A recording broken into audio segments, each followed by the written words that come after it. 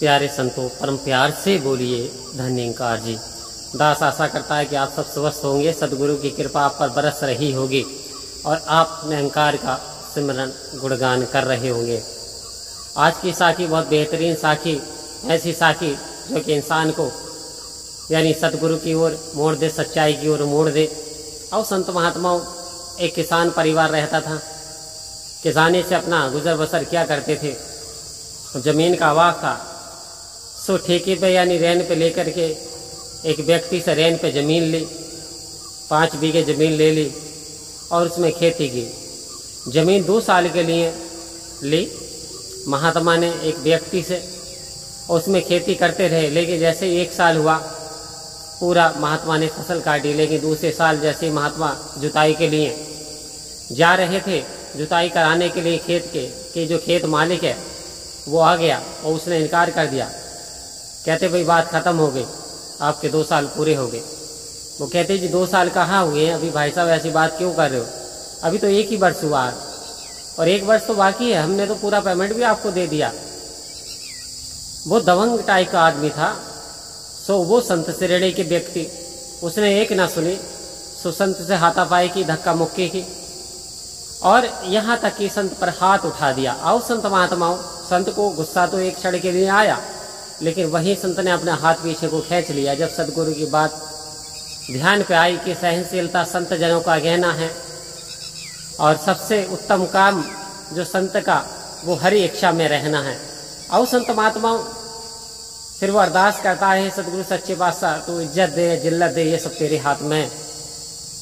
आज मेरा इस व्यक्ति ने निरादर किया, 1 साल की बेईमानी कर ली।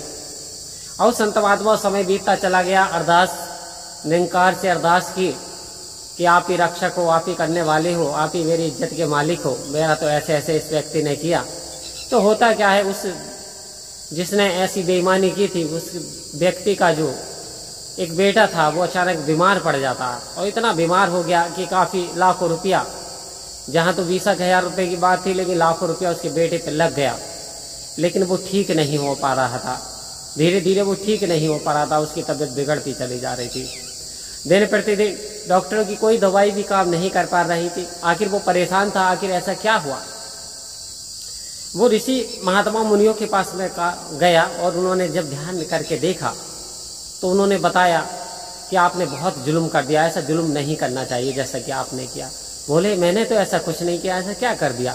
बोले सोचो, आपने किसी सज्जन व्यक्ति महात्मा पे हाथ उठाया था और उसकी बेईमानी की थी, उसके परिणाम स्वरूप आपको ये फल भोगना पड़ रहा है, उसी की बदुआ जो आपको लग रही है और ये बेटा आपका सही नहीं हो रहा। तो बोले कैसे हो जाएगा, आप ऐसा कुछ कर दीजिए, मैं और रुपए खर्च करके आपकी मनचाही चीज जो आप कहेंगे वो ला करके दे दूंगा।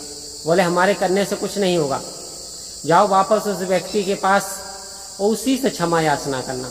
अगर वो माफ कर देगा तो वास्तव में आपका बच्चा सही हो सकता, वरना कोई चांस नहीं है आपके बच्चे के सही होने के।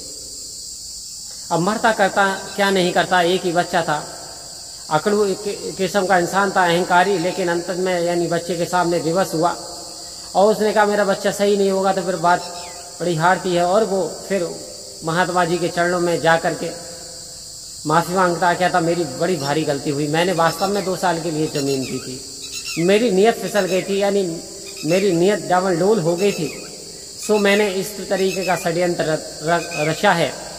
अब जो आपने ऐसा कुछ किया है तो मेरे बस मुझे माफ कर दो और ऐसा आशीर्वाद दे दो कि मेरा बच्चा ठीक हो जाए। संत कहते मैंने तो ऐसा कुछ नहीं किया था, मैंने तो कोई बद्दुआ नहीं की है, मैंने तो इस परम पिता परमात्मा से अरदास विनती की। तो वो कहते हैं इस परमात्मा से अरदास विनती की, आपकी विनती स्वीकार कर ली और मेरा बेटा उसी दिन से बीमार पड़ गया। तो इसी परमात्मा से मेरे बेटे के लिए विनती कर लो ताकि स्वस्थ हो जाए। आओ संत महात्माओं, संत बड़े परमार्थी, शीतल इनके नैन, दूसरों को शांत करें देकर अपना संग। तो संत जो होते हैं बड़े परमार्थी होते हैं, शीतल होते हैं, शांत होते हैं। इस संत को भी दया आ जाती है और कहता सच्चे पातशाह कृपा कर, दया कर, मेहर कर, ऐसा कुछ इसने गलती की थी, अपनी गलती की क्षमा मांग ली है, इसके बच्चे को वो गलती की यानी ना मिले सजा और इसका बच्चा स्वस्थ हो जाए, आप कृपा कर सकते हो, आप सब कुछ कर सकते हो। आओ संत महात्मा, सतगुरु बड़ा अंतर ध्यानी है, बड़ा दया का सागर है, उसने कृपा की और धीरे धीरे बच्चा वो स्वस्थ होने लगा। जैसे जैसे सिमरन बढ़ता चला गया बच्चा स्वस्थ होता चला गया। और एक दिन ऐसा आया कि अचानक ऐसी घटना घटी कि बच्चा बिल्कुल स्वस्थ हो गया। तब उसने बड़ा धन्यवाद दिया और वापस उनकी जमीन उन्हें कर दी, कहा 1 साल और जोत ले आप। तो आओ संत महात्माओं, दगा किसी का सगा नहीं, ना मानो तो कर देखो, जिन लोगों ने दगा करे उनके घर आज उजड़ देखो। तो यदि ऐसा इंसान करता है कुछ लालच के लिए तो उससे ज्यादा उसके ऊपर लग जाता है। तो सोच समझ के हमेशा अपनी नियत को संभाल कर रखे और परमात्मा की रजा में राजी रहते हुए जीवन जिए। परम प्यार से बोलिए धन्यकार।